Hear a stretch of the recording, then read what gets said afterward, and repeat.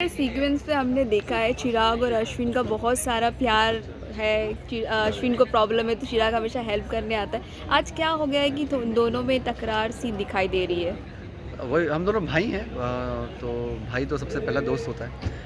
तो अभी क्या है, थोड़ा पर्सनल हो गया है मामला, और जहाँ पे काफ़ी चीज़ें इन्वॉल्व हैं, बहुत कॉम्प्लेक्स सिचुएशन आ चुकी है हमारी फैमिली के बीच में। तो जहाँ पे जो दोनों भाई हैं, हम अश्विन चिराग ऑपोजिट साइड पे खड़े हैं, एक नदी के ऑपोजिट साइड पे खड़े हुए हैं। तो ये किस्मत ने हमको इस मोड़ पे ले आया है। तो उसके अपने आदर्श और मेरे अपने कुछ बदले हुए आदर्श हैं, जहाँ पे हम लोग कॉन्ट्रडिक्ट कर रहे हैं, जहाँ पे हम लोग डिस्प्यूट आ रहा है, कॉन्फ्लिक्ट आ रहा है। तो उसी के चलते कुछ अनबन हो गई है हम दोनों के बीच में।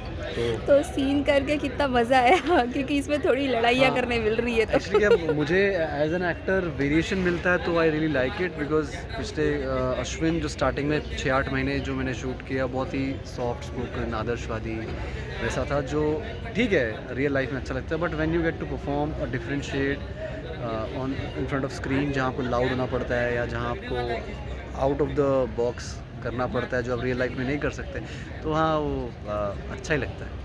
कभी कभी कोई लाइन्स ऐसे मिल जाते हैं डिफ़िकल्टी होता है तो किस तरीके से उसको आप सही करने की कोशिश करते हैं। वो डिफ़िकल्टी अगर आपको लग भी नहीं रही होती कि हमें नहीं हो रही, बट हो रही होती है हमें difficulty, we try to make it so simple and smooth कि व्यूअर्स को ना लगे। हम लोग कोई भी सीन परफॉर्म करते हैं, कोई भी लाइन परफॉर्म करते हैं, तो अंदर हमारे वो कशमकश चल रही होती है।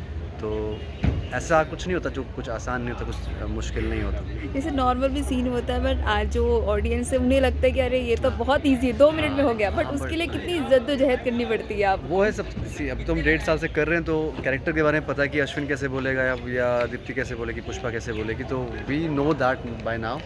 बट हाँ, जहाँ पे अगर हम लोग नहीं बैठा पा रहे होते हैं, कभी कभार कोई चीज़ हमारी नॉलेज से बाहर होती है, तो हमको इमेजिन करनी पड़ती है। कभी कभार हमारे रियल लाइफ एक्सपीरियंसेस या हमारे ऑब्जर्वेशन में वो चीज़ हुई होती है, तो हमको वो चीज़ जो हमने देखी हो, एक्सपीरियंस की हो, वो परफॉर्म करना ईजी होता है। बट कुछ सिचुएशंस कभी कभार ऐसे आती हैं जो हमने रियल लाइफ में नहीं देखी, हमने ऑब्जर्व नहीं की कहीं पे, तो वो इमेजिन करना वहाँ थोड़ा डिफ़िकल्ट हो जाता है। फिर हमारे बहुत ही टैलेंटेड डायरेक्टर हैं प्रदीप यादव जी, जो हमारी हेल्प करते रहते हैं हमें। बात करें अश्विन की कैरेक्टर की, जैसे कि वो माँ का बड़ा बेटा है, हमेशा घर की देख, लेकिन कहीं ना कहीं पैसे की चौकस जी में जी। कहीं वो खो तो नहीं गया है। गाड़ी भी आ चुकी है, नहीं, सब कुछ आ चुका है उसके पास।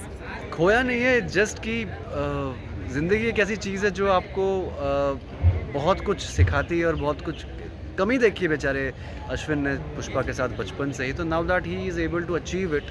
एंड हालांकि स्टार्टिंग में जब उसको ये सब मिल रहा था, जो अपने एपिसोड्स देखे, तो he thought it's a white way to get money in the house.